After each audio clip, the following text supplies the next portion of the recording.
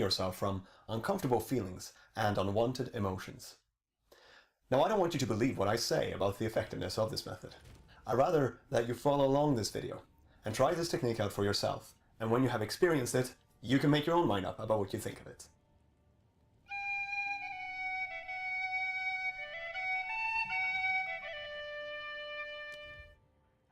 Uncomfortable and unpleasant emotions just seem to be part of life. I haven't met anyone yet who has not experienced them. There's a great variety of the different types of emotions that we can experience as unpleasant or uncomfortable.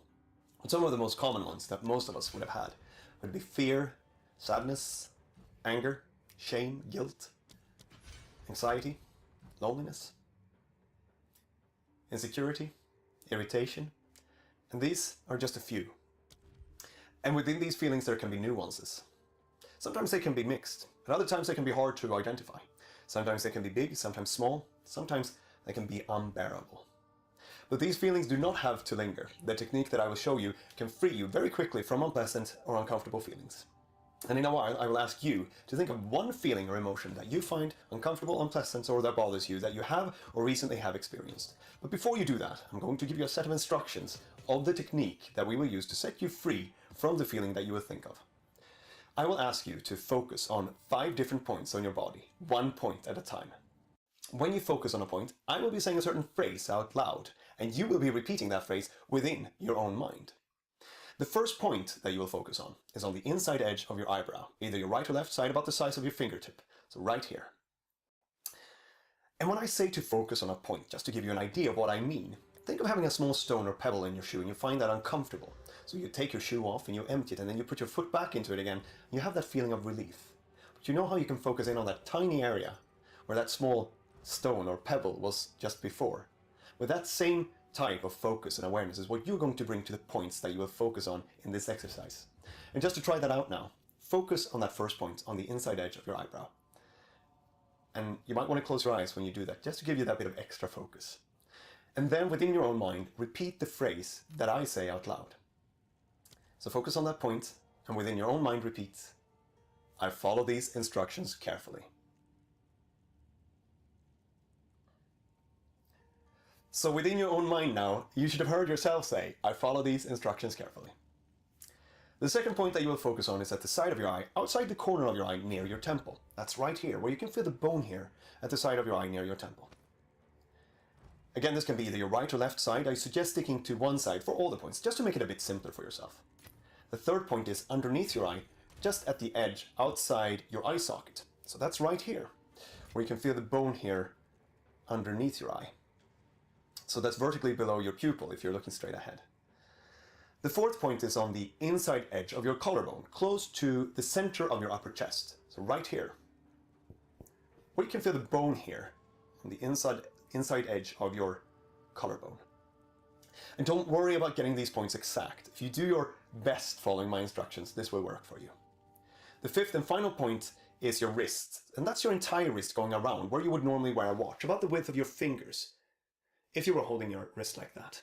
So going around, that's your fifth and final point. And what I will call these points, and just to go through them again, I will call them your eyebrow, side of the eye, underneath the eye, collarbone, and your wrist. And don't worry about memorizing these points. I will guide you through the process as we go.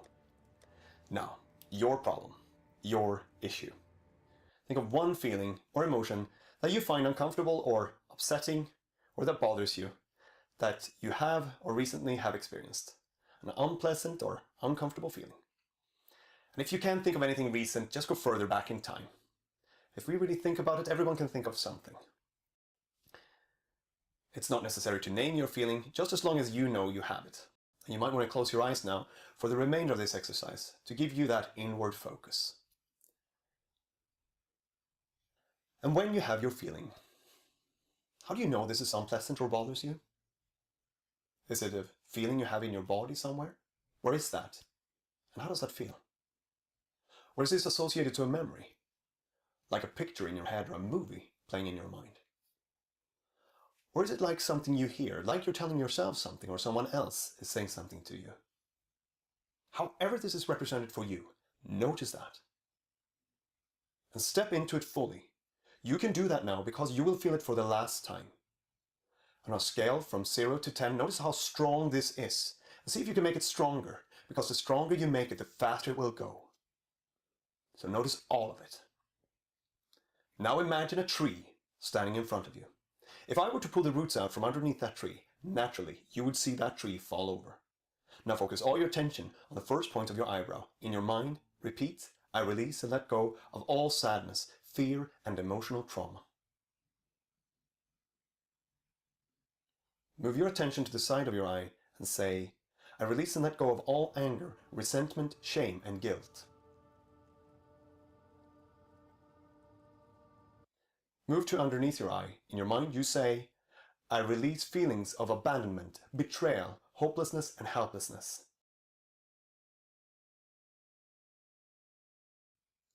Focus on your collarbone and say, I release feelings of no control, rejections, and everything else. Focus on your wrist. Take a deep breath in and breathe out and say peace. Check the feeling now and notice how it has changed for you. Notice what's different. Whatever's left of the feeling now, focus on that. Again, focus on the first point of your eyebrow. In your mind, repeat, I release and let it all go now. Move to the side of your eye. In your mind, you say, it's okay to let it go. I can let it go. Move to underneath your eye and say, I forgive myself for holding on to it. I let it all go now. Focus on your collarbone and say, I will live free from it now. I let it all go. Focus on your wrist. Take a deep breath in and breathe out and say peace. If there is anything left at this point, you can do a variation of this last sequence we did on your own. Focus on one point at a time and say, I let it go, I let it go. In the end, focus on your wrist, take a deep breath in, breathe out, and say peace, until the feeling is completely gone. If this worked for you, it will be difficult to bring back the original feeling that you thought of. And you notice how quickly this helped you to free you from that feeling. So you can imagine the possibility, if you were to work a whole session using this technique, working on the parts and pieces of your life of where you have experienced hurt and emotional pain in your past. In doing that on a very deep level, you will release tensions, emotions, thoughts, and beliefs that no longer serve you. People's lives have completely transformed using this technique, and there's tremendous healing that can be done from using it. If you got something out of doing this exercise with me, please share this video. Most people do not know about this technique, but there are so many that would benefit if they did. The original technique that you experienced in this video is called Faster EFT and was created by Robert Smith. My name is Joachim Eriksson. I wish you a happy life and to live free.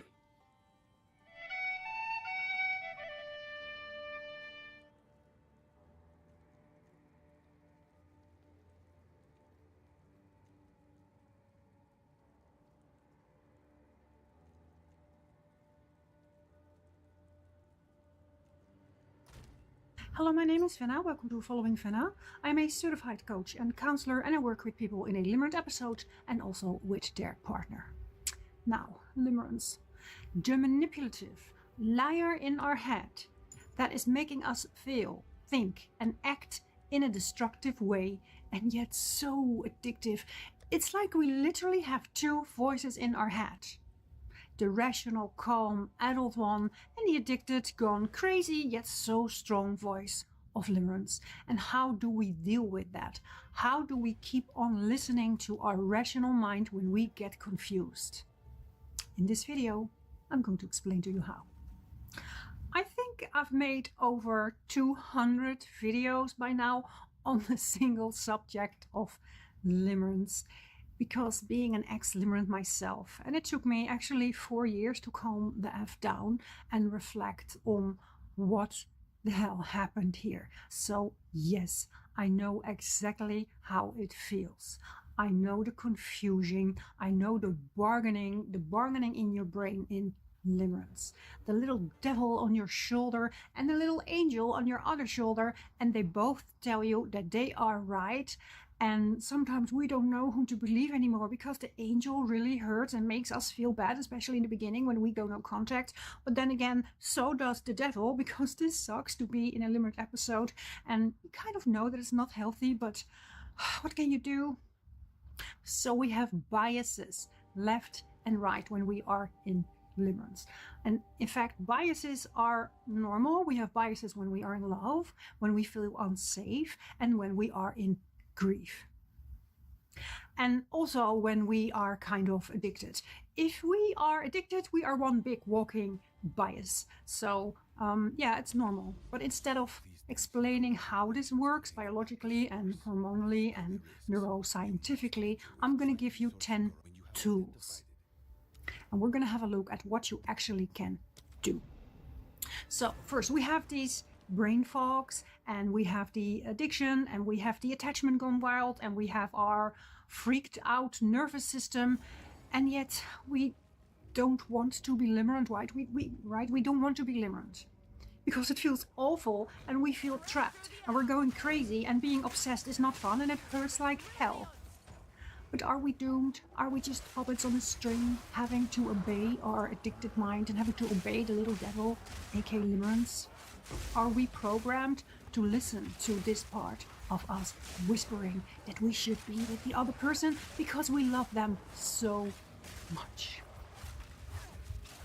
No, no, we don't. We are not puppets on the string, because awareness creates choice. And I always say that awareness creates choice.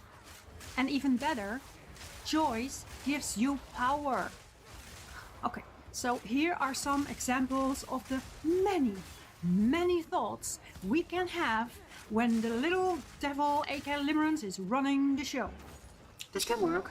I will be happy with this person one day. I can be happy. And no, I don't really want to have a defined relationship. I just want one more appointment or just a little bit of attention. And I can adapt to them. This is a very special person, and we will be together. I can't live without this person.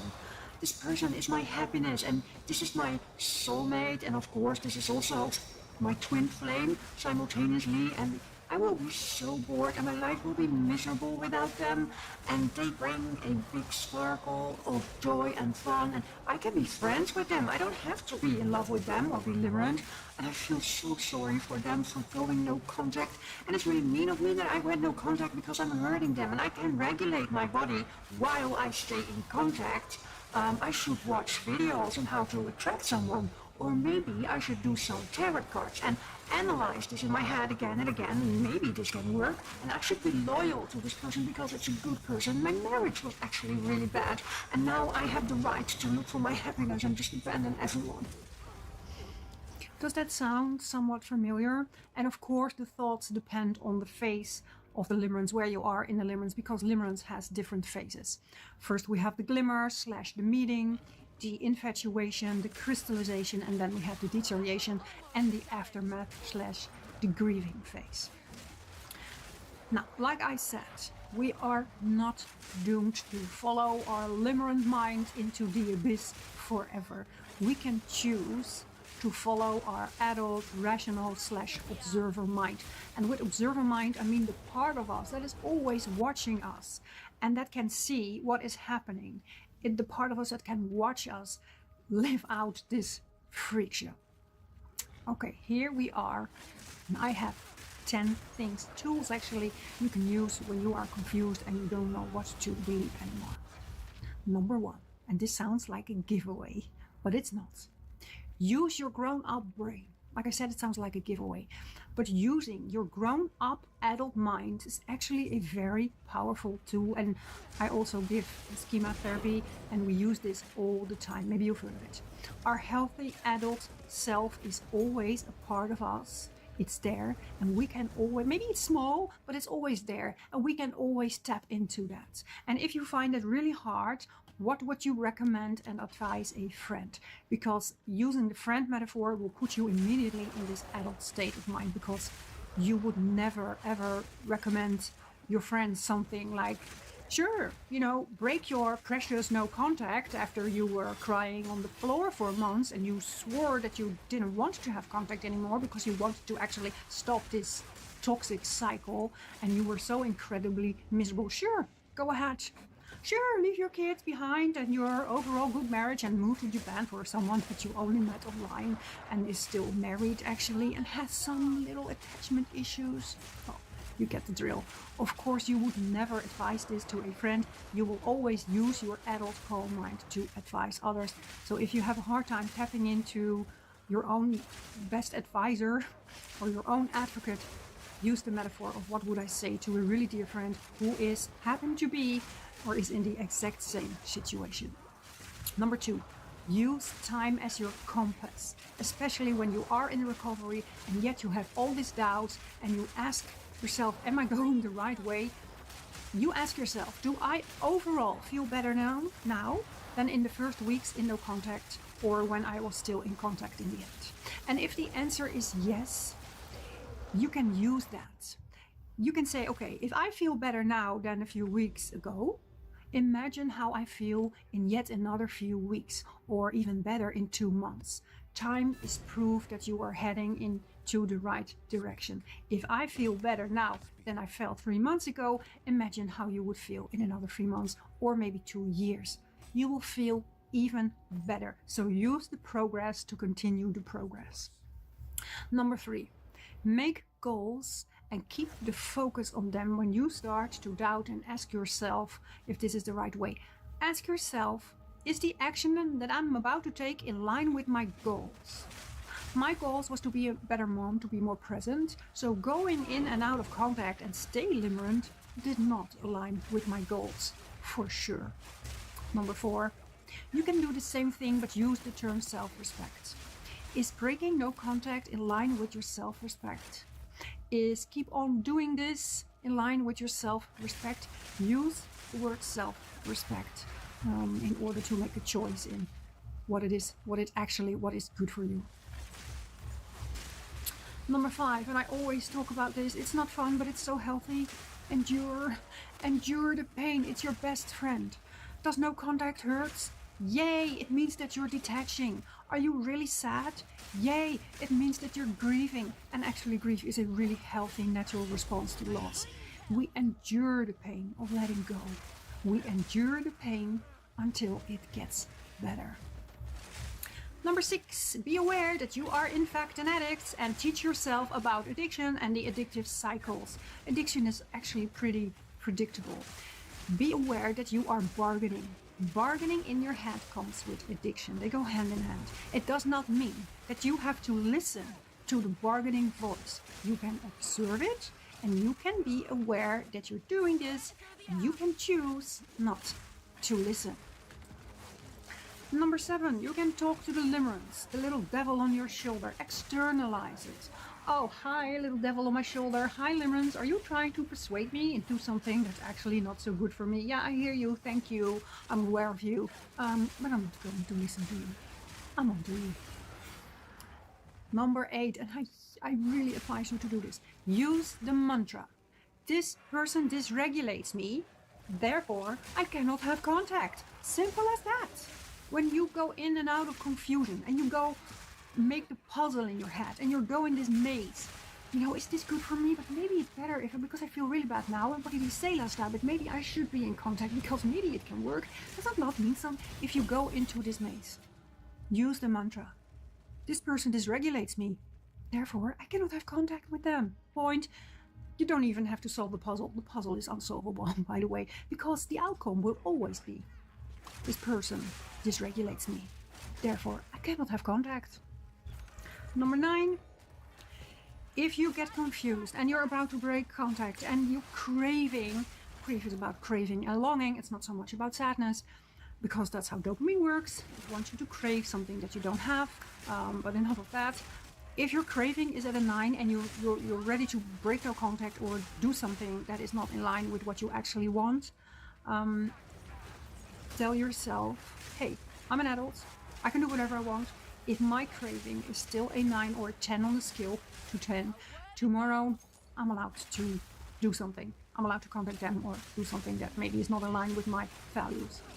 Now you see, and then you'll also learn that the cravings come and go. They're not always on a 9. So if you can postpone that, there's a big chance that the next morning you don't feel like a 9, and then you saved yourself. Number 10, and I'm such a big advocate for this one, use self-compassion. There is no fix for this. There's no pill that you can take that will take away the limerence. This is a painful process.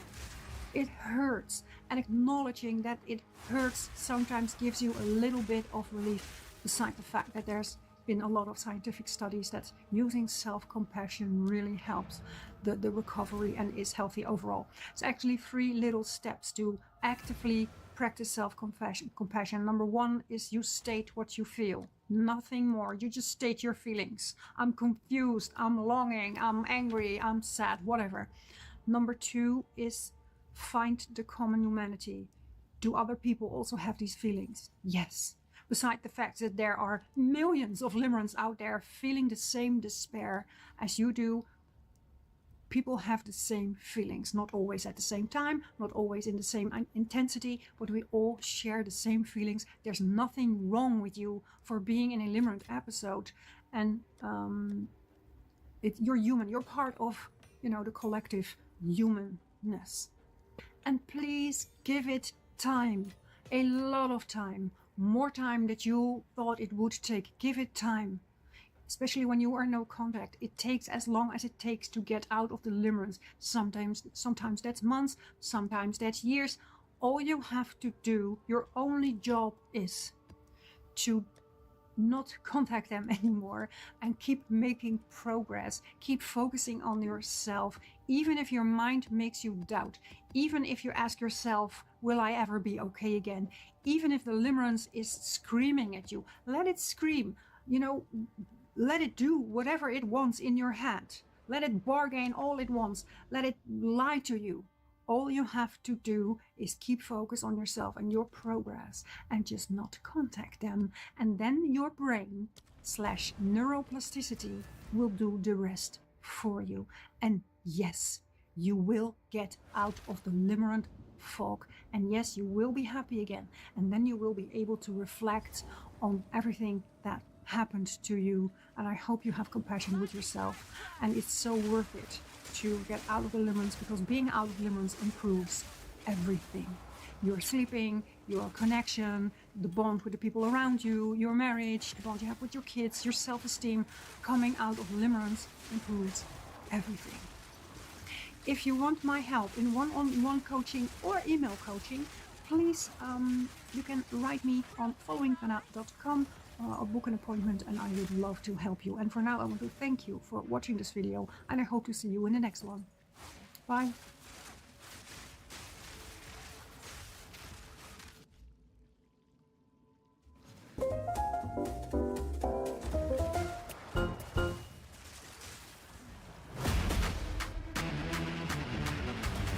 Hi, herzlich willkommen zu einem neuen Video auf meinem YouTube-Kanal mit dem Titel Die Lüge über Depressionen. Aber zuerst, bevor ich loslege und mich vorstelle, ihr wisst, wie immer, ich bin Philipp Roland, psychologischer Psychotherapeut, Paartherapeut und Traumatherapeut aus Saarbrücken, und das ist die erste Staffel, bei der ich auch dank eurer Hilfe Spiegel-Bestseller-Autor geworden bin. Und das habe ich ganz viel euch zu verdanken, der treuen Community, die hier und auf Instagram mitkommentiert. Und dass ich das geworden bin, verdanke ich auch wirklich eurem Support, euren Nachfragen und eurer Unterstützung. Und da wollte ich mich ganz herzlich zuerst mal dafür bedanken. Und bevor wir mit dem Video loslegen, die Lügen über Depressionen, mache ich noch ein bisschen Werbung in eigener Sache. Also hier in dem Buch, Schuld, Scham und der ganze Scheiß, habe ich ja so ein bisschen meinen Heilungsprozess beschrieben. Und ich werde in diesem Jahr wieder neben meinen Aufstellungsseminaren 2 Deep Dive Trauma-Intensivwochen anbieten, indem ihr mit den ganzen Methoden, die ich in dem Buch beschrieben habe, in einer Intensivwoche, in einem Intensivretreat arbeiten könnt. Also schaut gerne mal unten nach. Und im Herbst werde ich noch eine Weiterbildung zum Systemaufsteller anbieten. Aber nochmal ganz vielen Dank, dass ich das mit euch zusammen geschafft habe. Das ist nicht nur mein Verdienst, das ist auch euer Verdienst. Dass ihr so eine tolle Community seid und meine Arbeit so supportet. Ich lege das Buch jetzt mal weg. Und dann kommen wir direkt zum Video, die Lügen über Depression. Klingt ein bisschen reißerisch, machen wir uns nochmal klar, was eine Depression ist. Depression ist die psychische Volkskrankheit Nummer 1. Ihr kennt alle, viele von euch, die hier mitschauen, haben schon Depressionen gehabt. Angefangen von ganz einfachen Symptomen wie eingetrübte Stimmung, man wird so freudlos, der Fachmann nennt das Anhedonie. Dann kommen meist Schlafstörungen dazu, da müsst ihr immer ganz wachsam sein, also bei Schlafstörungen, wenn er zu früh, zu wenig oder zu viel schläft. Permanentes Grübeln, ihr seid so antriebslos, es fällt alles schwerer. Oft kommen auch noch Magenbeschwerden hinzu. Das alles sind so die klassischen Vorläufersymptome und Symptome einer Depression. Und viele leiden da lang drunter und kommen dann irgendwann zum Hausarzt und dann zum Psychotherapeuten. So. Und dort wird ihnen dann erklärt, Sie haben eine Depression, gehen Sie in Psychotherapie. Die meisten von euch sitzen dann erstmal auf einer Warteliste, gehen in eine Klinik, werden dann entweder medikamentös behandelt und bekommen dann in der Regel das übliche verhaltenstherapeutische Programm, weil die Psychoanalyse und Tiefenpsychologie so gut wie zurückgedrängt ist. Und dann werdet ihr eure Depression nach verhaltenstherapeutischen Grundsätzen behandelt. Und wieder gesagt, kein Bashing der Verhaltenstherapie. Ich bin selber von der Grundausbildung Verhaltenstherapeut, bin dann aber immer mehr zum Traumatherapeuten über die Aufstellungsarbeit zum System geworden und habe dann natürlich einen anderen Blick auf die Depressionen gekriegt. Und was bietet euch die VT, und das ist die vorherrschende Therapieschule in Deutschland bei Depressionen an? Sie erklärt euch, dass ihr kognitive Denkfehler habt, dass euer Denken verzerrt ist. Dort war in den 60er Jahren ganz federführende Aaron Beck, ein Theoretiker, ein Verhaltenstherapie-Theoretiker aus Amiland. Und das besagt einfach, eure Depression kommt dadurch, dass ihr falsch denkt, dass ihr Denkverzerrung habt. Ihr denkt schwarz-weiß, ihr seht nur zwei Alternativen, ihr überängstigt euch, ihr habt verschiedene Denkfehler, ihr katastrophisiert und so. Und das ist alles richtig. Diese Denkfehler sind typisch für eine Depression. So, und hier bei diesen Modellen hört die VT meistens auf. Ein anderes Erklärungsmodell der VT ist zum Beispiel das Modell, das schätze ich auch sehr, das habe ich in einem anderen Video mal vorgestellt, das Video der erlernten Hilflosigkeit. Das heißt, jemand wird im Leben immer wieder so frustriert und so zurückgehalten, dass er irgendwann aufgibt, resigniert, in der Ecke sitzt, keine Kontrollüberzeugung mehr, was das Leben hat und dann Depressionssymptome ausbildet. Und diese Modelle sind alle richtig. Hier hat die VT Denkprozesse und Depressionsentstehungsprozesse beschrieben. Aber sie hat nicht die wahren Ursachen beschrieben. Sie geht in ihren Modellannahmen von diesen Verzerrungsprozessen aus und sie beschreibt nicht, was wirklich los ist. Kommen wir mal zu diesen klassischen Denkverzerrungen, die dann therapiert werden in einem sokratischen Dialog. Wo kommen die denn her? Warum denkt denn ein Mensch verzerrt? Ganz einfach, weil er meistens in einem Elternhaus groß geworden ist, wo verzerrt gedacht worden ist. Oder bei Eltern, die ihm Angst gemacht haben. Ich habe vor kurzem mit eines meiner Aufstellungsseminare, nennen wir ihn mal Peter, gehabt. Und Peter hat eine klassische Symptomaufstellung mit einer Depression gehabt. Und der hat immer so Schwarz-Weiß-Denken gehabt, alle sind gegen mich, alle sind bedrohlich. Das hat er auch eingangs beschrieben und die Welt wird ihm Angst machen. Das hat er bei dem Depressionsseminar, also bei dem Aufstellungsseminar beschrieben. Wir stellen dann seine Depression im Raum auf, irgendwann stelle ich eine Bezugsperson hinzu und dann kommt natürlich raus, was rauskommt. Peter ist in einem ganz feindseligen, aber auch verängstigten Elternhaus groß geworden. Der Vater war eher herrschsüchtig, hat ihn immer klein gemacht, hat ihn zwar nicht geschlagen, aber oft beschämt. Die Mutter war irgendeine ängstliche Hausfrau, die auch immer Angst gehabt hat und an den Lippen des Vaters gehängt hat wie ein Despot. Und diese Mischung aus Beschämung, einer ganz schwachen Mutter und Erniedrigungen und permanent Infragestellen seiner Kompetenz hat dann irgendwie dazu geführt, dass er sich nichts mehr selbst zugetraut hat und die Welt auch im Blick seines Elternhauses gesehen hat und hat dann diese Muster übernommen und ist hierüber irgendwann, weil das nicht mehr so zu seinem Alltag gepasst hat, depressiv geworden. Der hat also im Prinzip die Welt, was wir in der Aufstellungsarbeit dann rausgearbeitet haben, durch den Blick seiner Eltern gesehen. Und dieses Muster des emotionalen Missbrauchs, der permanenten Beschämung durch den Vater, hat zu diesen Denkverzerrungen geführt und gleichzeitig diese ängstlichen Muster. Also wäre es viel sinnvoller, eigentlich in Modellannahmen zu beschreiben, wie sehr negative Kindheitserfahrungen, die von Gewalt, von Entwertung und Beschämung geprägt werden, dazu führen. Und das sieht man ganz oft in allen Theorieteilen von den verschiedenen Therapieschulen, sei es systemische sei es die TPler sind eigentlich noch am ehrlichsten meistens und VTler. Es wird oft nur ein Modell beschrieben, ein Konfliktmodell oder ein Verhaltensmodell oder ein Denkmodell, aber es werden nie die Ursachen beschrieben. Die werden nachher dann angegeben als Entstehungsfaktor, haben aber selten Eingang in den Modellen. Und das ist der große Punkt. Viele Menschen machen sich gar nicht bewusst, auch auf Behandlerseite, wie prägend die Beziehungserfahrungen in der Kindheit sind und wie schlimm sie krank machen, wenn Dinge wie Beschämung, Gewalt, Erniedrigung, Armut und alles in Kombination vorkommt. Also wir treffen im Prinzip auf ein Heer von Therapeuten, die ihre Modelle haben, die so sozialisiert werden. Und die Modelle schützen sie ja auch ein Stück weit vor der schlimmen Einsicht, was eigentlich wirklich los ist. Weil das ist ja tragisch, wenn man sich vorstellt, dass psychische Krankheiten eigentlich ganz oft auf negativen bis gewalttätigen Erfahrungen mit den Eltern beruhen. Und in diesem Geist werden die sozialisiert und bieten den Patienten dann irgendwelche akademischen Techniken an. Was aber nicht passiert, oft ist, dass der ungeheure Schmerz, die Not aus der Kindheit integriert wird. Und das macht natürlich, wenn dieser Schmerz nicht integriert wird, erklärt wird und verarbeitet wird, macht jede Therapie fruchtlos. Und deshalb scheitern oft auch Therapien, vor allem Depressionstherapien, weil das sind halt einfach die Haupteintrittskarte, daran, dass der dahinterliegende Schmerz akademisiert wird, aber nicht aufgelöst wird. Weil die Behandler in diesen Denkschulen geschult werden, ohne wirklich zu sagen, was der Horror hinter diesen Modellen ist. Ich hoffe, du hast jetzt verstanden, warum manche Therapien nicht wirken, warum viele Depressionsmodelle Dinge nicht richtig erklären. Und wenn dir das gefällt, abonniere wie immer gerne meinen Kanal, komm gern zu meinem Deep Dive Intensivseminar, guck dir bei mir ein Aufstellungsseminar an. Kannst auch gern, wie gesagt, hier mein Buch kaufen, also da siehst du, wie so Symptomentstehung steht. Und gerne bis zum nächsten Video. Vielen Dank fürs Zusehen.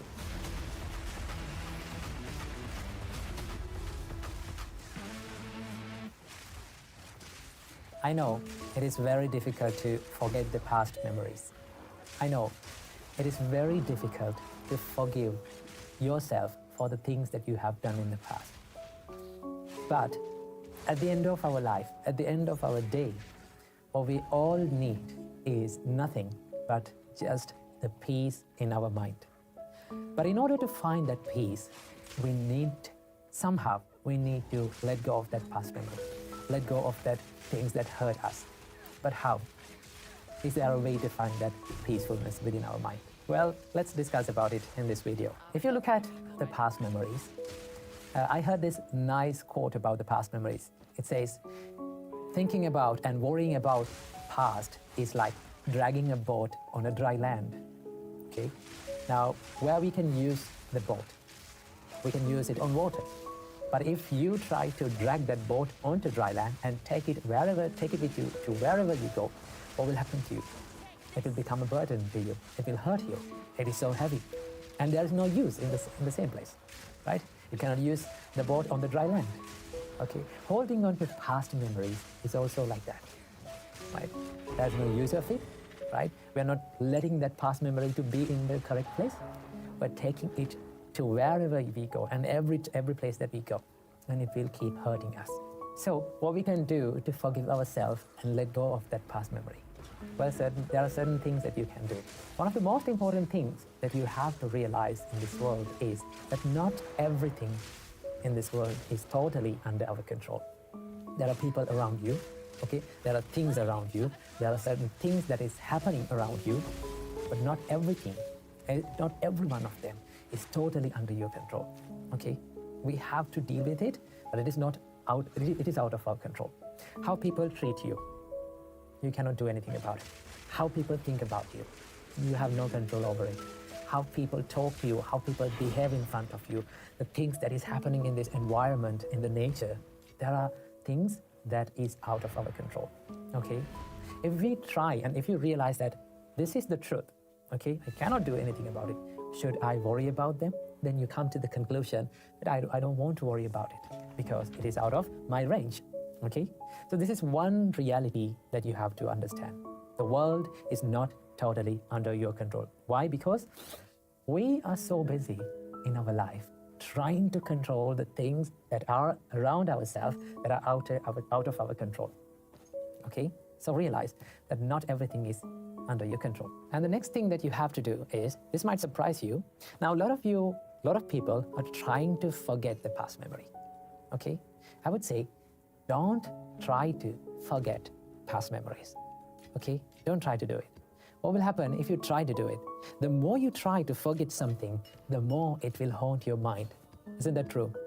Just do it practically, right? Try to forget something, it will come back to your mind. Okay? I would say, rather than trying to forget the past memory, I would say, let it fade away from your life. Okay? Let it fade away. How to do it? Fading away is happening with time. Okay? It takes time. It's something like healing a wound. Okay? To heal a wound, it takes time. Okay? So what we have to do is, we have to give less attention to that memory. Okay?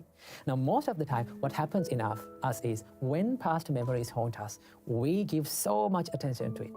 We give so much awareness to it and think like, this is the biggest tragedy in my life. This is the biggest mistake that I have done in my life. Now my life is worse. Okay? The more we give attention to something, it will grow. That is the nature of the mind. The Buddha said, the more you give attention to something, these kind of thoughts come again and again to your mind. So what we have to do is give less attention to it. But how? Okay? Now, some of you say it is very easy for you to say that give less attention to it. But it is very difficult. I know, it is very difficult. But there's one thing that we can do. We can identify that thought as a thought.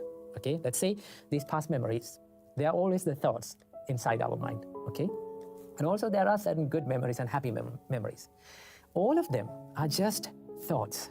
Okay? The only difference between these hurtful memories, past memories, and the good memories is the way we look at that thought. Okay? The perspective towards that thought.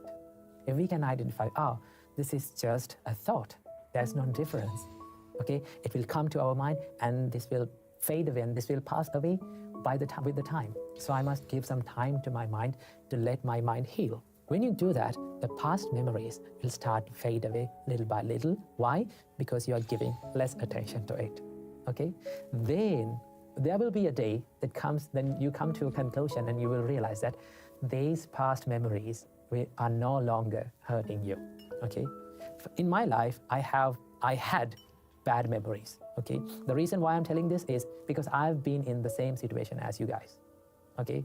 There was so many past bad memories and mistakes that I have done in the past, but when we give less attention to that, it will fade away.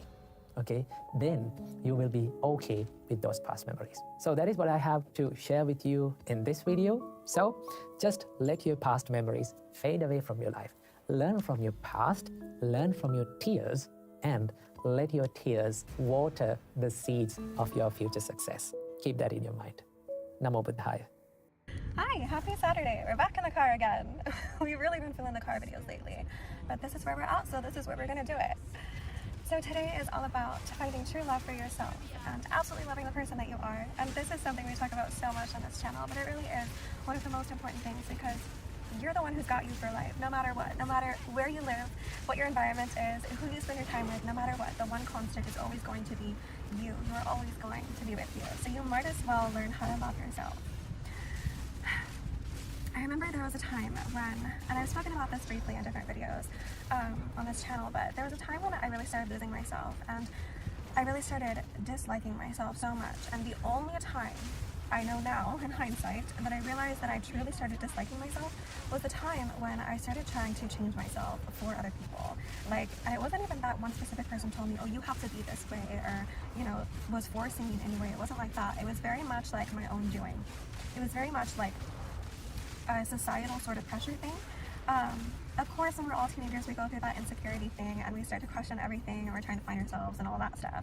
That's normal. But the reason I'm bringing this up now is because I feel like a big problem with our society today, and the reason why our society continues to have mental health problems into adulthood, is in large part because of this reason.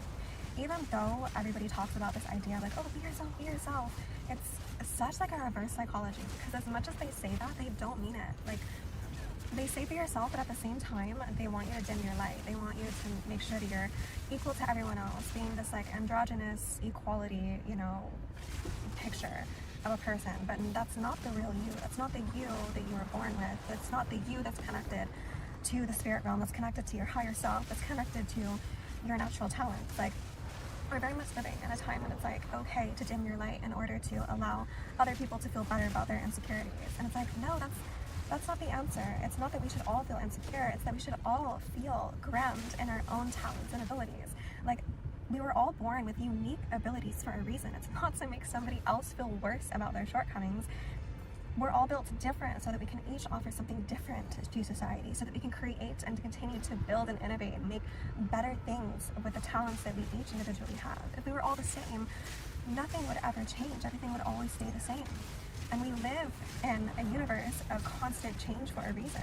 There's a reason why we each have, our own talents, our own personalities, something different to bring to the table, because we're each supposed to bring our own piece of the puzzle to create this beautiful masterpiece together. We each have something to offer, and it's important for us to each relish in that and learn to love that and learn to love all the parts of ourselves, even the parts that you don't even like so much, even the parts that you think are not useful to you right now. I promise you, you'll find a use for them later. Every single aspect of you has a purpose. Whether or not you like it right now, eventually you'll find the reason for it. There's a reason for every single part of you. We are multi-dimensional for a reason. We wouldn't be boring, stagnant characters if this was just like meant to go one way. No, there's so many different ways you can take this. There's so many different things you can do with all the different parts of your personality, and they're all beautiful and they're all useful in different situations.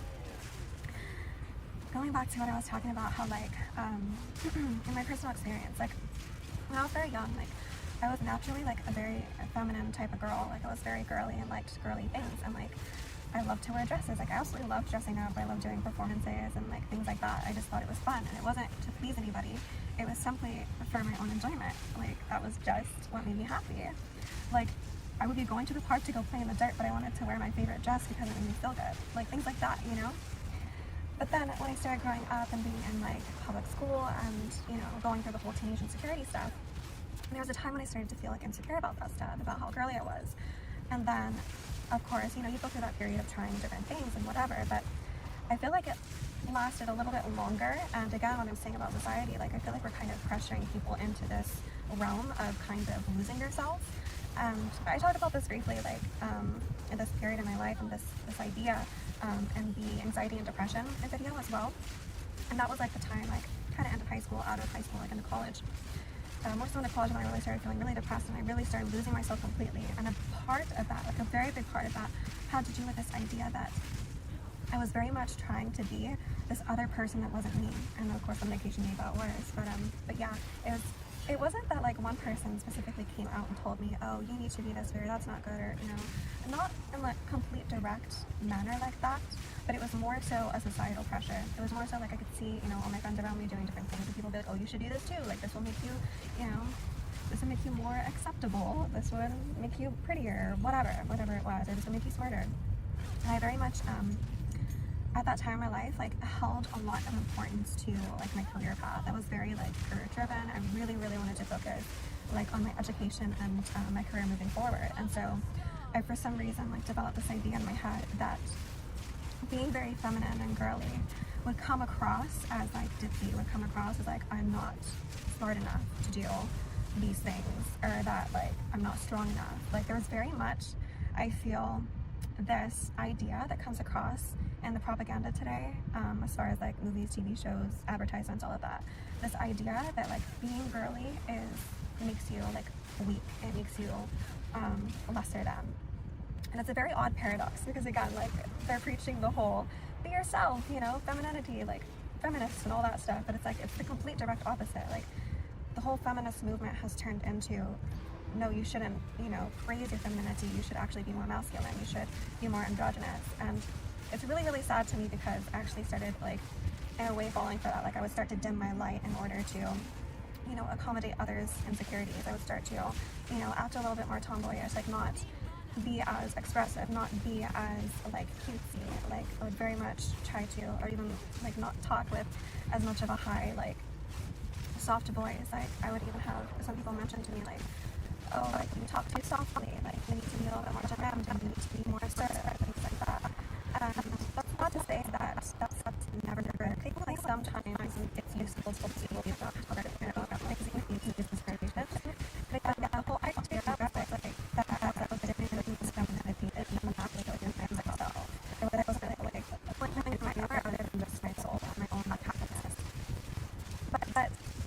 And that was honestly the only time in my life where I felt like I disliked myself. The only point when I started like having bad negative thoughts for myself was when I was trying to be this like other person that wasn't happy-go-lucky, girly, cutesy. And now that I've gotten through that stuff and found my own ways out of it, and you know, actually really block myself to a lot of media that's out today, like I've really reconnected with my soul and my purpose, and I don't really care what anybody else has to say about it. And it just kind of naturally came back out, and now I'm like girlier than I've ever been. And it's so funny because the moment that I started reconnecting with that was the moment that good things started attracting to me, because I was spending all this time like suppressing my true self and, you know, how I truly felt. And so I was also suppressing, you know, good experiences for myself. I was also suppressing, you know, like abundance in my life. And funny enough, here I was like trying to be more masculine so that I could have more money, and yet the moment I start being more feminine is the moment that abundance starts coming into my life. It's such a paradox from what's being taught today, but that's why I'm here to tell you that you have to love yourself for what you are already naturally, not for what society is telling you to be or what your friends think you should be or whoever. It comes from deep within you. When you feel there's something, you just know when you're being true to yourself. You just feel this like, to me, it feels like this ball of energy like inside like the center of my stomach. It's like that's the essence of my soul. Like when I feel that energy ramping up inside of me like that, that's how I know that I'm building my own momentum of my own. I'm really being true to myself, and I get so excited, and that's how I know that I'm like on the right path, that I'm really, you know, doing what's right for me personally, not, you know, anything else. I'm not trying to go for anything external. It's all 100% internal. And that too is something we spoken about before. Like everything external, like we get so carried away with these external desires, but everything that you want is within yourself. So we get like this reverse idea that, oh, I want all these things, I want all this stuff that like everybody else seems to have, but it's like the harder that you work towards getting those things, the further away that they get. The moment you fix your inside is the moment that the outside comes rushing to you. Exactly what I was saying, like the moment that I fixed my inside and I started being true to myself and loving myself for who I truly was again, that was when my external started to match it. Like everything was falling apart when I was disliking myself. And I couldn't understand why. I would strive for these external things, and everything felt like it was like being repelled away from me. It was terrible. I couldn't understand why I was like, I'm grasping for things, but nothing feels like it's going my way. And it's because like you're constantly in this battle. You're like fighting against your reality. But fix the inside and the outside will reflect that. It's so true that your inner state is 100% reflected on the outside.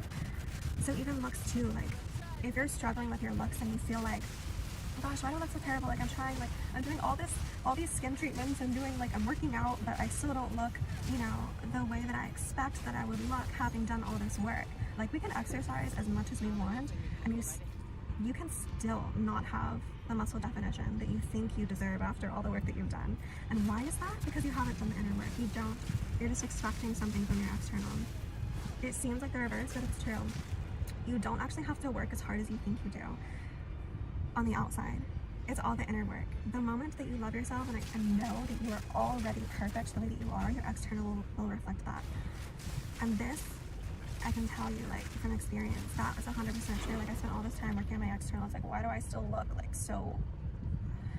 I don't look the way like I'm trying to portray myself, and it was because of my internal state. My internal state was chaotic and insecure, and so that was what's being like reflected. I was doing all this work on my skin, but still had terrible acne. It was because my inside was not fixed. The moment I fixed my inside was the moment that it started to reflect on my skin and my looks, and just even the shape of my body. Like everything changes, and also your behaviors too, because if your inner state is joyful and light, your behaviors and your movements will become joyful and light as well. Everything works in correlation. Everything is connected. Fix the inside and your outside will reflect that to you. Same thing with manifestations. Everything, every single thing. Love yourself in order to love the life that you're in. I love you guys so much. I hope that you do too. I hope you have a wonderful day. Thank you so much for listening. How can somebody escape the victim mindset? Well, so if I was talking to a person like that, I would say, first of all, I get it, because I've been to that place myself. I mean, I've had moments when I didn't think life was worth living, and I imagined my own suicide. And never that I planned it or I was going to do it, but I kind of fantasized it, you know? I've been to those places, so I get it. Secondly, I would say, I feel that the world's against me. That's not a feeling. It's a belief. Okay. If you have that belief, it's because at some point you had that experience. But you're not having that experience right now. That experience was that of a child who was helpless and alone. So what's showing up in your belief system is not your present situation, but your childhood emotional experience. And like I said before, in the present we can heal. No matter what happened then, we can heal in the present. So the first thing I would ask a person like that is, are you willing to consider that healing is possible for you? Or have you totally given up? By the way, don't try and solve this on your own. We're human beings. We're creatures that evolved in connection and community. You're not alone with this. It may feel like you're alone, and you certainly might feel lonely, but you're not in fact alone. Millions feel exactly the same way. And they're not crazy, and you're not crazy. Those beliefs and feelings are normal responses to abnormal circumstances. So that's how I begin working with a person with that mindset. And I guess to take this one step further, I've heard you talk about like that one of the main problems with society today is that a lot of people who have mental health struggles and they're struggling with situations like this where they feel stuck and they can't get out of their own way at times. They feel like people are against them. They're dealing with trauma, and then they might go see somebody who's not trained in trauma. They don't have the experience. Like, how can somebody begin to take that path and make sure that they're finding somebody that is trained in that, and then also that they're able to self-regulate themselves when needed? Well, that's a huge question, because unfortunately, look, I've been through medical training. I'm a physician, and the average physician never hears any of the stuff I just talked about. The average psychiatrist doesn't get any training in trauma. They learn something about PTSD, which is a specific form of trauma, but they don't learn about the traumatic basis of depression and anxiety and ADHD, and they learn nothing about it. So that it's very difficult to find good help within the medical system. Now, many therapists also don't get any such training. There's a lot of therapists that are designed only to change your beliefs and your behaviors, but not to address the fundamental reasons for those behaviors. So a lot of psychologists trained in CBT, cognitive behavioral therapy, or dialectical behavioral therapy, a lot of them are not really, and I know this, believe me, I know this, they just don't know much about or anything about trauma. Then they can't help you with the fundamental wound that you're carrying. They can help you with the manifestations, and that's not useless, but they can't help you heal at your core. So then there are therapies that are deeper than that. There is body-based therapies such as somatic experiencing, developed by my friend and teacher, Dr. Peter Levine. There's sensory motor psychotherapy developed by Pat Ogden. There's EMDR that works for some people. There's internal family systems, or IFS, developed by my friend and colleague, Dr. Richard Schwartz. There's compassionate inquiry, which is based on my work, and I train therapists in that method. There are other names I could mention. There's Larry Heller, Lawrence Heller, and his work and his students. So what you have to look for is somebody who's trauma-informed and is willing to work with you, not just on your behaviors, but on your core wounds, of which the behaviors are symptoms. Yeah, thanks for bringing that up, because like in my own experience, I've struggled off and on with my mental health over the years. I told you a bit about my story in our last conversation, and when I would go, there wasn't like a lot of talk about my childhood. It was just like, all right, you're having some anxiety, cool, like here's a pill. And then I would just take it and I would just think, okay, this is going to cure my anxiety. And then I would realize like, it's not really, I'm still getting anxiety. I'm still struggling. Like, what's going on with this? And it wasn't until I understood like my past and my trauma and how that was all related to what I was experiencing in the present that things were able to change. And so let's just say that somebody they found somebody they're comfortable with and that's helping them heal their trauma and change their present and their current behaviors and patterns and that sort of thing. And then they go down weeks down the road, months down the road, and they're on the up and up, but get triggered, or they experience a situation where they're like, oh my gosh, like I thought I was getting better. Why is this coming up? What's your advice to people who are dealing with triggers when they're on the road to recovery from trauma? Well, there's two ways to ask that question that you just raised. Why is this coming up? Is that a question? What is it actually? What is this teaching me? No. When you say, why is this coming up like that? That's not a question. It's a statement. It's a statement that says, this shouldn't be happening to me. Okay? Now, you ain't going to learn anything that way. But if you actually ask it, I wonder why this is coming up. Now you can learn something. If I came to you and said, why are you doing this? How would that feel to you? I would probably get defensive and I would just feel like a little ashamed. Exactly. But what if I said, I wonder why you're doing this? It would force me to think a little bit and practice the pause and say, well, I don't know if it would force you, but at least it would invite you, right? Right. Yeah. Now, so that's the first point, is how should we ask this question? It's a good question, but we have to ask it as a question, not as a statement of resentment or resistance. That's the first point. The second point is use the word trigger. Really great word. Now, if I showed you a rifle with a trigger, how big a part of the rifle is the trigger? It's very small. Very small. For that trigger to set off anything, what there has to be? There has to be a mechanism to deliver ammunition. There has to be ammunition. There has to be an explosive charge. When I get triggered, let's say you say something to me and I get triggered. What you said was a very small little thing. I'm the one who's got the explosive charge and the ammunition. You didn't cause me to do that. If I didn't have that ammunition explosive charge, you could say whatever you want. And I'd just sit here saying, I wonder why he's saying that. So triggering is a great opportunity to learn. When you get triggered, you could either focus on, resent, and resist the trigger, or you could say, what was I still carrying inside that I haven't looked at yet, that I haven't resolved yet? So if, I used to tell this story, being married 53 years now, my wife and I. So let's say 20 years ago, I might ask to sleep with her and she would say no, which is, nobody can ever believe that ever happened, but it did used to happen, And how would I respond? I would respond by going to a rage and curling into a fetal position and not even wanting to live, okay? Now, the trigger is the no that she said. The explosive is my belief that I'm being rejected and abandoned and not wanted, and that I'm an infant and helpless, which is what happened to me. Otherwise, if she says no, I can get curious. Are you tired, or have I done something to turn you off, or is there something going on we can talk about? Or I can just be disappointed and let go of it and say, okay, well, thanks, there'll be another day. So how I respond is not dependent on the external event. It's dependent on what charge I'm carrying. So triggers are wonderful times to learn about yourself. So if you ask the question, why did I react that way? But, I wonder why I reacted that way. Now, there's a whole lot of learning to be done. So that's what I call compassionate curiosity, where we're actually curious about ourselves, but not in a self-judgmental way, but in a compassionate way. Oh, this brought up the pain of rejection. Obviously, I'm still carrying that wound. Well, let's look at that, because it's not happening in the present. I'm glad you brought that up, and that we have to change the language and how we talk to ourselves during those moments, because for me personally, I'm extremely hard on myself. So that voice that you were saying, why is this happening, or why is it doing this to me? That's something that I've said in my life very, very frequently, because of the fact that I'm really hard on myself. I sometimes, when something doesn't go my way, or when I get triggered or bothered by something, even though I've done a lot of work on myself, I'm so hard on myself, because I'm like, gosh, I'm better than this. I know I should be doing better than this. So that was really eye-opening for me. So thanks for sharing that. Well, and that voice in your head that tells you all that stuff. In this book, I actually talk about getting into a relationship with that voice, because this is what I call a stupid friend, because at some point, that voice came along when you were quite small. See, if you were suffering as a kid or things weren't going well, there's two assumptions a child could make unconsciously. One is, the world is dangerous, my parents don't know how to love me, value me, I can't trust anybody, I'm all alone, I'm going to suffer in this world. The other belief unconsciously is, there's something wrong with me, and maybe if I work hard enough, I can fix it. Now, which belief is more protective for the child, do you think? The second one is more protective. Exactly. So it came along as kind of a friend to keep you going.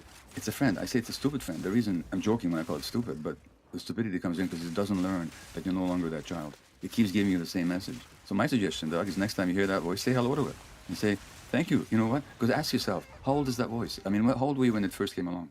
I was young, because I remember there was this idea that I developed about myself from when I was a child, that I wasn't good enough because I wasn't picked for sports teams. I got yelled at a lot. So give me an age, 5, 6, 7. Yeah, I would say I was in elementary school, I think. But let's call him a 7-year-old. This voice is a 7-year-old kid telling you a story. So say hi to it. Hello, I got it. You're still working to make me better in this world, but you know what? Relax, kid. I can take care of it now. It's just a little immature little friend. That's all it is. It didn't come along to torment you. It came along to actually protect you. Right, and I think you're right. It's so important to have a conversation with that voice, and then also change the conversation with that. And then along the lines of childhood, one of the things that my audience wanted me to talk to you about more in depth is parenting, and that parents are having a hard time right now, I think, with their kids growing up in this world that is hard. You're easily distracted, you're easily addictive, you're easily on your screen all the time. What advice do you have for parents who are raising kids in this world today so that they can raise them to the best of their ability? It's very difficult to raise kids these days, because we're not living in the way that human beings evolved. Like every animal evolves in a certain environment and context, and is suited to that environment and context. If you want to understand elephants, don't study them in a zoo. Study them out in the forest or where they live, And human beings, we no longer live in the environments, even close to it, in which we evolved, out there in nature, in small groups, connected to each other. Parenting kids used to be a group activity. It happened in the tribe, in the clan. Parents had lots of support. Kids spent their whole day around their parents. It wasn't goodbye in the morning, hello in the evening, and most of our time is spent away from each other. That never used to be the case, not throughout millions of years and hundreds of thousands of years. Now, we can't go back to that life, nor would anybody want to necessarily, but we have to understand what we've lost. So first of all, you have to understand a few things. The great Buddhist teacher, Thich Nhat Hanh, who died about a year ago, he said that the greatest gift a parent can give to their child is his or her own happiness. So take care of your emotional states, because your kid is sensitive enough to be downloading your emotional states and making them their own. So if you're stressed, unhappy, depressed, anxious, addicted, believe me, your kid is going to absorb all that and make it about themselves, that there's something wrong with them. So take care of yourself. Live a life that you can live with. And if you get the first 3 years right, by the way, you got it made. So when your kids are really small, consciously make the first 3 years as stress-free and as clear of psychological dysfunction as possible. That means work on your traumas. Work on your relationship with your partner, your spouse. That's the first thing. Beginning with pregnancy, by the way, number one. Number two, understand what the needs of children are. Needs of children are for unconditional loving acceptance in the context of a secure relationship where the child doesn't have to work to make the relationship work. The acceptance and the regard should be unconditional.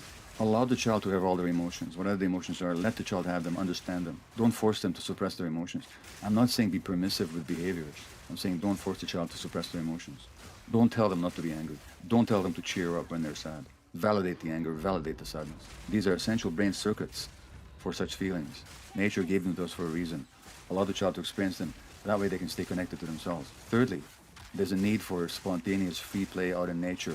Get the hell away from these devices. Don't give a 1-year-old an iPad or a cell phone.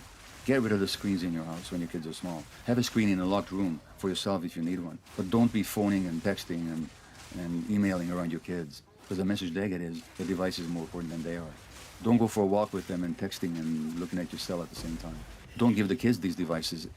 They've been documentably shown to interfere with the healthy development of brain circuits. This has been shown on brain scans. So if I was raising kids today, I wouldn't let them near a screen for years. On the other hand, I would encourage them to be outdoors, be with them, play in nature, spontaneous creative play. So these are the essential needs of children. I talk about them in this book. They're difficult to provide in this culture. Because if you do any of this stuff, you'll be an outlier. Because all your friends, and all your kids' friends' parents will be on their cell phones all the time. So you have to make a decision not to buy into the false values of this, what I call this toxic culture. So that's some basic advice, easily said, hard to achieve, but at least these are the goals that we need to be striving for. I wish I had known this stuff when my kids were small. To anyone going through a breakup, I hope this video is the start of you feeling better. I wanted to bring you over the next couple of months a couple of different sections from my new book, Love Life. There is an entire chapter, chapter 14, that is called Surviving a Breakup. And I wanted to talk about the first of the 5 principles that I outline in that chapter today. The first point I make in this chapter on surviving a heartbreak is that when we get out of a relationship, we are preoccupied, monopolized, overcome with our pain. The pain of having lost something that felt so deeply important to us and still does. But in all of that pain, which is tremendous, one of the things we forget to do is to connect with the newfound sense of peace that we have now that we are no longer in that relationship. Now, for many of you, that is going to be an incredibly difficult concept to latch onto at first. How could I feel peace, right? I'm in my worst moment of my life. How could that be connected to a sense of peace? Well, let's explore it a little bit. Think back to that relationship for a moment. I want you to start to, instead of looking for all the good things, I want you to start to look for the moments in that relationship that caused you pain. What were you missing in that relationship?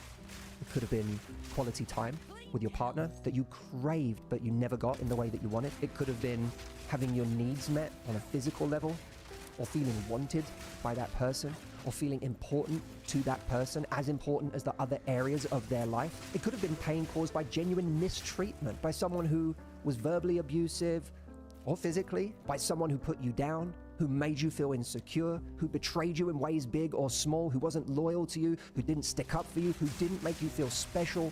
In what ways did you hurt in that relationship? When we retroactively look for these red flags, we often find that there was so many things that we chose to ignore in the relationship, but that actually caused us tremendous pain and sickness while we were in it. You may be heartbroken that you lost this relationship, but you are no longer feeling those sources of pain. And that is a form of peace. It's just a form of peace that we struggle to connect to when we're only focused on the pain of the loss. You lost something you didn't want to lose, but you also lost a lot that you did want to lose. Now, I also know that some of you will be hearing that and it won't resonate with you, because you'll look back on your relationship and you'll say, Matt, this person was perfect. This person was my perfect person. They were everything I ever wanted. The only problem was they didn't want me. So how am I supposed to look back over that relationship and tell myself that there were all these horrible things going on in the relationship that caused me pain that I no longer have to endure? Even with someone who behaves well, treats us well, has integrity, or is an all-round good person, here's what's still true. Almost no one breaks up with us on the first day they had the thought to. Usually when someone breaks up with us, we find out about the breakup on the day they tell us. They knew about the breakup weeks or months before. It's one of the reasons people can move on so quickly, is because while we're finding out about it today, they've had months to prepare, sometimes even years, mentally distancing themselves, finding ways to move on in their mind. Moving on in their mind is one of the ways that they get up the courage to tell us that they no longer want to be with us. So ask yourself this. In any relationship where someone is already thinking about breaking up with someone else, are they likely to make the other person feel safe? Is it possible that during the time that this person was having doubts, you felt unsafe, you felt insecure, and you didn't even know why at the time? Leave a comment right now. Can you look back on your relationship and say that there was a time where you really felt insecure and you just couldn't tell where it was coming from? People on the outside thought you were in a great relationship, but something didn't feel right to you. You felt scared and you didn't know why. And the problem is when we don't know why because someone isn't telling us, they're not revealing their doubts to us, we internalize it. We think it's our fault. We think that we're crazy. That it must just be my anxious attachment style playing up again. It must just be my insecurity. And then we shame ourselves for feeling all of these things. Why am I not happy in this incredibly happy relationship? My point is this. Even when someone is a good person, when they've decided on some level that they're having doubts or that they don't want to be with us, we can still be having on an unconscious level an experience with them that causes us suffering. And that means, once again, that when you're no longer in that situation where you felt unsafe and didn't know why, you can actually start to feel peaceful again. Yes, you missed the relationship, but you feel peaceful because you no longer have to feel unsafe in the relationship. Now, for some of you, you're thinking, but how do I get over missing the relationship? How do I get over feeling like I've lost this incredible thing? Even if they were having doubts, I feel like I've lost the best thing I ever had. Inherent in missing a relationship that badly is a story about how great that relationship was. About the romance, the passion, the great love story that was your relationship with this person. But we have to start to connect, not with the love story we have in our mind, but with the reality. And the reality is that what we know for sure is that if someone broke up with us, they must have been having a very different experience of that relationship than we were. Even if we were blissfully happy in our mind, even if we were feeling so good, even if we felt like this was our great love story, that was not their experience. We thought that we and that person were inhabiting the same world, when in fact, we were on different planets, even if we were in the same room. And when we realize that, that's when we can come to a place of genuine and radical acceptance that this great love story that I'm grieving does not need to be grieved because it did not exist in the form that I am telling myself. Maybe there was a real attraction there at one point. Maybe there was even a long period of time where I and this person were on the same page. But at a certain point, we were having completely different experiences. We begin to realize that that relationship was a shaky stage set that we filled with all of our beautiful, loving intentions and ambitions for the relationship. And they, from a certain point onwards, filled with pretending. This is one of the hardest realizations to come to because it means divorcing this idea of what we thought we had with someone. It's a head trip to have to recontextualize the relationship through this new lens. And there will be a part of us that is married to the old story that does not want to let go of it. But letting go of it is the beginning of feeling better, of realizing we haven't lost nearly as much as we thought we did, and making space for the kind of love story that we were longing for all along that can still show up in our lives. This requires real grieving. And that's why there's no heartbreak that doesn't involve grieving. But what are you grieving for? Are you grieving for the great love story of your life, for the perfect partner, for the love of your life? Or are you grieving the loss of a reality that you've come to realize was not the case? I promise you, the second kind of grief is temporary. The first kind of grief lasts a very long time because no one finds it easy to get over the idea that they lost the love of their life. But when you realize someone wasn't the love of your life, you can actually begin to move on. Now, as I said, this is just one small excerpt of some of the content from my new book, Love Life. There is an entire section of the book on surviving the worst breakups of your life. And the book is available for pre-order right now. I know so many of you have it on pre-order already. And I wanted to tell you today, if you hadn't watched my other videos this month, that this month only, I'm doing something really special for people that pre-order. I have an entire series on heartbreak, more specifically on finding happiness after heartbreak, that I am gifting you as a bonus for pre-ordering the book right now. What I did in this series is I assembled a group of people that I believed would be some of the most powerful people in the world at helping you heal from your heartbreak. So I interviewed Dr. Nicole LaPera, the holistic psychologist. I interviewed Dr. Ramani, world-leading expert on narcissism, David Kessler, the leading expert on grief, Lewis Howes, Glo Antanmo, Lisa and Tom Bilyeu, Amy Porterfield, all incredible friends of mine who have amazing wisdom on how to move on from heartbreak. Every single one of these conversations is yours for free as a bonus for pre-ordering the book this month. You get the Heartbreak series for life, which is amazing because it's not the last time we're all going to be heartbroken in some way in life. Heartbreak is a part of life, but knowing how to move through it is a superpower. And all of this I give you completely free just for pre-ordering a copy of my book, as my way of saying thank you for supporting me before the publication date. You'll get the book in the mail in April, but right now, immediately when you pre-order, you'll get the entire Heartbreak series that I'm talking about. Go to heartbreakseries.com to pre-order the book. You can do it through Amazon, Barnes & Noble, and a bunch of other places. And when you pre-ordered, take your order number on your receipt, go back to heartbreakseries.com, and you can put it in there for instant access to all of these conversations I'm talking about. And when you do, you'll get them for life. All right, heartbreakseries.com is the link. I'm so sorry that you're in pain right now, but I promise you it will get better. I just want to help you get there a little faster than perhaps you would on your own. Thank you for watching, and I'll see you over at heartbreakseries.com.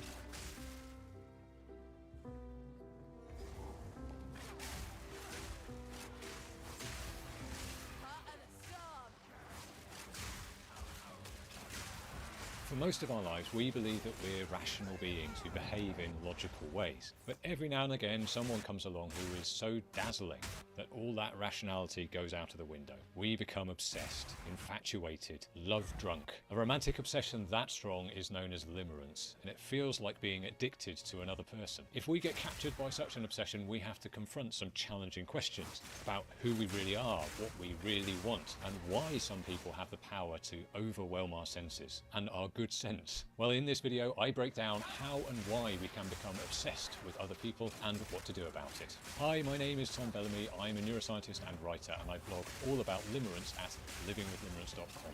I'm also the author of the book Smitten, that explains how neuroscience can help us make sense of limerence and how to recover from it. Let's get into obsession. To really understand why we become obsessed with certain people, we need to recognize that there are actually several parts to the basic why question. Why do I become obsessed with certain people? Why do I become obsessed with certain people? And why do I become obsessed with certain people? So let's answer those one by one. So first, what is romantic obsession? Fundamentally, obsession is a process of the mind, and so it has its roots in neuroscience. We are built to seek reward. It's a deeply embedded neurological drive which allows all animals to discover good things in their environment, to benefit from them, and to learn how to secure more in the future. At the simplest level, this is obviously essential for finding food and shelter and security and a mate and all the other things that animals need to survive and thrive. For humans, of course, things are predictably more complex. Social rewards are very important for people, and they're a bit more abstract than juicy food, but they can be even more pleasurable. Now, it's not hard to understand why romantic attraction is so rewarding. It's one of the most thrilling, exhilarating, euphoric experiences in life. It's a driving force for seeking a mate and, well, reproducing. What's less obvious is why this emotional rush can turn into an involuntary obsession. What causes that transition from a giddy high of romantic rewards to inescapable yearning? The neuroscience of limerence is best understood from the perspective of behavioral addiction. When we get properly infatuated with someone, we do literally experience an altered state of mind. Now, I have a video already all about the neuroscience of limerence. If you want more details, I'll put a link below.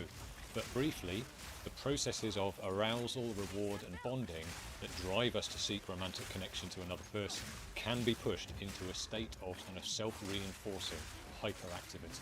Uncertainty can strengthen that desire, and desire can then turn into a craving, and if a period of uncertainty persists for long enough, then anxiety kicks in, and makes everything seem more urgent and desperate. So obsession marks the point where one person becomes fixed as the most desirable, most rewarding, but also infuriatingly unattainable object in your life. They become literally a limerent object for you. So the capacity for obsession is built into our brains, and the right people, maybe the wrong people, can trigger it at times when we are emotionally vulnerable. Okay, so the second way to phrase the question is, why do I become obsessed with certain people? Who becomes limerent? Well, it turns out that about 50% of the population experiences limerence at least once in their lives, and every demographic is covered. Men, women, gay, straight, bisexual, every race, every personality type. Many people have this capacity to transition into an altered state of mind of limerence, of romantic obsession. But there are some times when limerence is more common. If you have an anxious attachment style, it is very likely that you will also experience limerence in your romantic relationships. Limerence is also more common in adolescence and also in midlife. Limerence is more common in times of stress or suffering, in part as a method of kind of emotional escape from the trials of life and a method for mood regulation. But the overall message is that there are fundamentally two tribes of people who experience early love in profoundly different ways. And the limerents are the people who go completely gaga with a full-blown obsession that takes over their lives. It's a trait that some of us have, and we just have to learn to live with it. The third form of our question focuses on them. Why do certain people trigger obsession? There are lots of attractive people in the world, and they could be beautiful, charismatic, fascinating. Some people are excellent company, some are hilarious, some are admirable and upstanding. So why do we only become obsessed with certain people? And even more baffling, why do we sometimes become obsessed with people who aren't extraordinary in any obvious way? Now, the idea that we each of us have a particular romantic type does have some academic support. So scientists have speculated for years about what it is that makes people attractive. And there are lots of hypotheses like their scent or their facial symmetry or the averageness of their appearance or masculine or feminine body types being obvious or resemblance to our parents, either for good or for bad, and so on. There's plenty of speculation out there. In reality, of course, it's going to be a complex mix of factors for each of us because romantic attraction is highly idiosyncratic. We're all shaped by our personal history. Who bewitches us will depend on the homes we grew up in, the experiences we had as our sexuality developed, the people that were around us at formative periods in our life, and the relationships that we had as we reach maturity. And that mix of influences will determine who becomes laid down in our subconscious as a desirable or archetypal mate. So that's all very well in general terms, but for limerence specifically, the quality of attraction to somebody that can trigger the obsessive infatuation is different to simple lust or beauty. The glimmer of limerent recognition is electrifying. Something about that other person, and there are all kinds of possible cues, connects to us at a deep emotional level, and it excites us in a way that's distinct and profound. Something about them matches something within you, and it sets off the fireworks. They seem laden with erotic and romantic potency. So there's all kinds of things that limerence can respond to. Maybe it's the way that the other person laughs, or the colour of their hair, or their sense of humour, their confidence, their vulnerability, their flirtatiousness, their interest in you. In fact, thinking that somebody's attracted to you can be a surprisingly powerful aphrodisiac. What triggers the glimmer and excites the limerent circuits in the brain will be truly unique to you. But if there's one thing that I could identify as perhaps the most powerful force for kindling the limerence fire within us, it's eye contact. The eyes are said to be the window to the soul, and they're also a catalyst for limerence. So how can you protect yourself against unwanted obsession if it sets in? What can be done? Well, a surprising amount of the battle can be won simply through self-awareness. If you know that you have a limerent nature, if you figure out what kind of person and what kind of behaviour triggers that limerence glimmer in you, and if you get good at recognising that stirring of limerence excitement at an early stage, you can identify that mix of desire and danger and make better decisions about how to react before obsession for this exciting person fully sets in. We become obsessed with certain people because we have fundamental neural systems that drive us into a state of infatuation. And these can be overactivated at times in our lives when we're vulnerable to the romantic potential of a person who matches our subconscious template of a desirable mate. Knowing that truth about ourselves empowers us to make informed decisions rather than just following our instincts and our limerent excitement into the peril of person addiction and obsession. Now, if you'd like to know more about how to get out of that state of limerence after it's set in, check out this video next on the recovery mindset. But that's it for now. Thanks a lot for watching. I hope it was helpful. Subscribe if you'd like more, and I'll see you next time. I'm Coach David Ades. I offer real, affordable life coaching, and today I'm talking about feeling like we want to cry, but for some reason, either we aren't able to fall fully into the feeling, so we could let it out, or it isn't kind of continuing to flow. It's not coming out for some reason. It is as if some sadness materializes in our conscious mind, right? It's as if our inner child is trying to come to the surface with some of our old pain. So this is why it can feel like we do have this distant sadness somewhere deep in us that isn't fully accessible. Because it's repressed, it is this inner child that is holding these feelings of deep sadness, old feelings of abandonment, old despair, frustration, pain. And the moments where we do feel this materialization of sadness in our conscious minds is some of the reservoir of sadness bridging into our conscious minds. This can be quite a confusing experience, like why can't I cry, what's going on, am I numb to myself? And when you do have experience with this phenomenon, you can generally feel numb emotionally just throughout your life. You can feel like you don't have your full emotional availability. You don't have access to it because a lot of your emotions have been repressed, and when a lot of your emotions have been repressed, your personality goes with it. So you don't have full access to your full character. But nothing is wrong here. It's just that in order for this reservoir of pain to rise to the surface, it takes time because, and in small amounts, usually over time, it can be triggered to come out in larger amounts, which we'll get to. But repression is a defense mechanism. Repression that sends things to your unconscious mind where they become kind of old pain, stuff like this. Repression defends you from overwhelming pain. So it's not going to just give you all of it at once. It's going to give you just a little bit of sadness over time, depending on the environment and what's taken place and what the circumstances are and how you're feeling. And when you do have these moments of I want to cry but I can't, make no mistake, you are processing part of this reservoir of pain. By nature of feeling it and experiencing that state, you have processed more of the reservoir of pain. Some of it has come to the surface, and it has been, how do you say, dispersed, or it has been integrated into your character. You have grown a little bit as a person by nature of having that experience. So it's not that something's wrong with you and you have to get it all out. It would take a deep therapeutic experience for that to take place. You would either have to be in a position where you feel really open, really safe, really supported, so that it could come out, so that it would feel safe to come out. Or it would take some confrontation with some aspect of reality that triggers it to all come out, which ultimately is therapeutic, but this type of thing can be vulnerable and volatile. We can do it at the wrong times, it can happen in the wrong places, we might not know what's happening, and this is why we seek support. You might work with a life coach, you might work with a therapist, you might open up about this stuff to a good friend or a trusted figure in your life, but nothing's wrong with us. Nothing isn't taking place that should be taking place. This is a long process of continuing to participate with life, seeking more support, self-acceptance, openness, so that the reservoir can slowly be bridged to our conscious mind, so we can integrate this old pain into our character and then move forward with life from there. If you relate with this topic, schedule a free 30-minute session with me by clicking the first link in the description. Reach out to me through Instagram @CoachDavidAdes or through email david@dyingtolive.blog. Like this video if you do like it, comment your experience with this subject, and I will talk to you soon.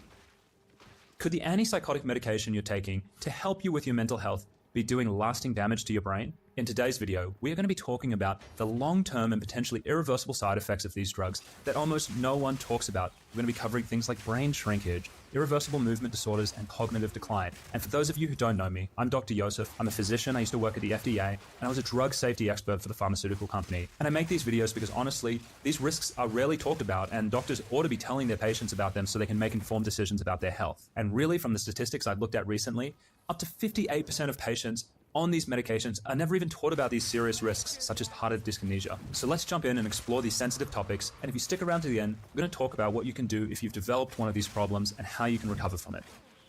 So first, what are the antipsychotics? Well, these are drugs that were originally used to treat schizophrenia. Common antipsychotics include things like Haldol, Risperidol, Seroquel, Latuda, olanzapine, Abilify, and Geodon. And these drugs work by blocking dopamine 2 receptors in the brain. And while this can be effective in reducing symptoms of psychosis, agitation, or even depression in the short term, the long-term use of these medications can be associated with neurological damage. So let's jump in and talk about the first type of brain damage that we've seen from these meds, and this is brain shrinkage.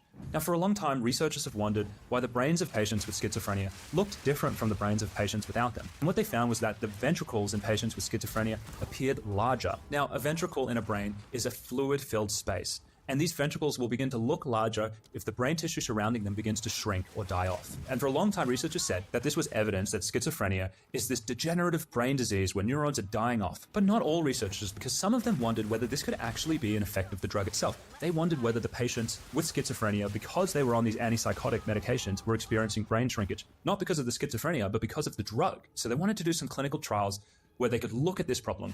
But this is really challenging, because one of the challenges in this research is you would need to have two groups of patients with schizophrenia, one unmedicated and one medicated.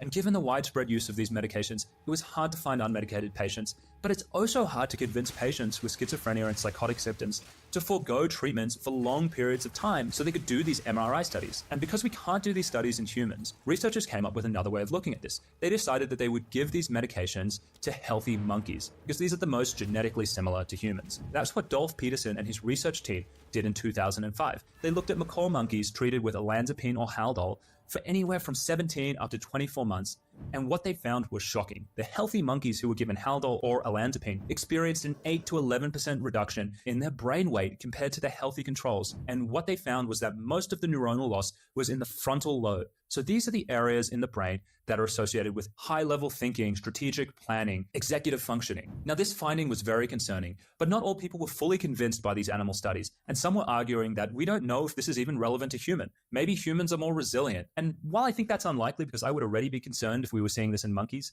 I think there is some merit to this argument. And so researchers kept on looking into this. And the next researcher to pick this up was Fusar and Pauly and his research team, and they looked into this in 2013. They analyzed more than 1,000 patients with schizophrenia on antipsychotic medication over a period of 72 weeks. That's like 17 months. And then they compared them to healthy controls without schizophrenia. And what they found was eye-opening. Over time, they saw that there was a progressive decrease in the gray matter volume and enlargements in the lateral ventricles in the schizophrenic patients on antipsychotics, but not in the other patients not on the drug. Now, I know a lot of you aren't familiar with some of this language, but gray matter volume is neurons. So when we look at the brain, we have gray matter and we have white matter.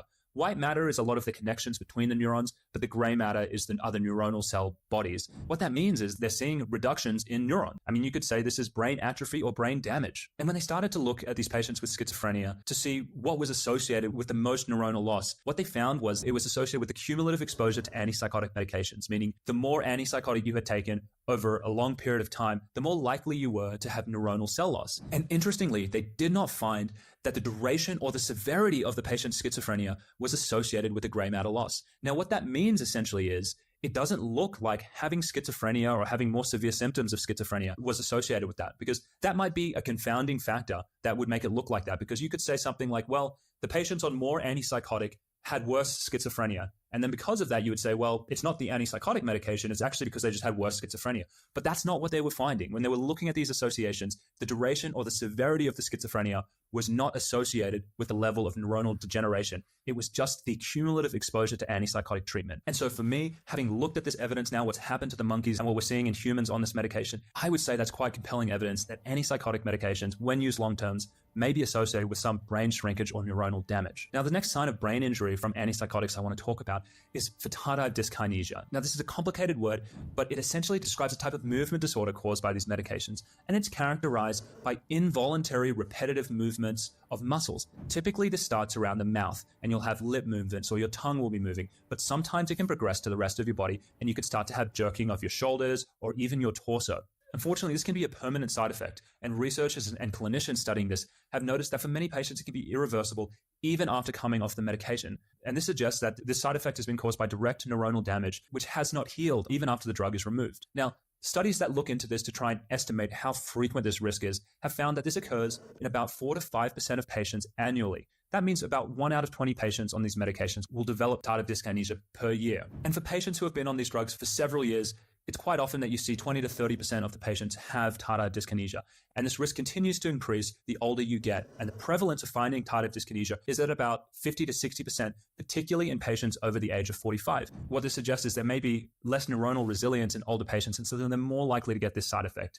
And from what I've seen reading the medical literature, the group at the highest risk of having these side effects are women over age 65. One of the saddest things about tardive dyskinesia was for a long time, psychiatrists used to dismiss this because it would happen in patients with psychosis and schizophrenia. And they would say things like, well, this doesn't really bother the patients, almost suggesting that they weren't aware of it or because of their psychotic illness, it just didn't really matter to them. That couldn't be further from the truth, because in a recent survey of outpatients with tardive dyskinesia, 70 to 80% of them were aware of this movement disorder, and 50 to 60% felt self-conscious or embarrassed about it. And nearly half of them said that it was affecting their ability to perform their jobs. So this side effect is not something to be thought of lightly. In fact, a lot of patients experiencing this really don't like it, and it has a big impact in their life, which can potentially be permanent. Now, the final piece of cognitive damage that I want to talk to you about is actually the link between patients with tardive dyskinesia, so the side effect we just talked about, that involuntary movement disorder, and cognitive decline. One of the most concerning things about tardive dyskinesia is that it's an indication that these drugs are damaging neuronal tissue. And many doctors think that the neuronal damage is only confined to the areas of the brain responsible for movement. However, I think this is really wishful thinking, because why would this damage only affect one area, especially when both human and animal studies are showing broader brain shrinkage? And there's actually good data to suggest that this isn't confined to one area such as movement, but it's actually happening for multiple other things that the brain is doing. In particular, cognitive decline. Tardive dyskinesia and cognitive decline appear to be going hand in hand with many patients, which is suggesting that there may also be some permanent cognitive decline in these patients. And so when researchers have looked at this, and they looked at 206 patients with schizophrenia, the patients who had tardive dyskinesia showed more significant cognitive impairment and a higher score on the PANSS scale in the negative symptom domain. For those of you who are not familiar with the PANSS scale, this is the most common research tool for assessing the symptoms of schizophrenia. And the negative symptoms are the ones such as low motivation, not talking, being withdrawn, not social.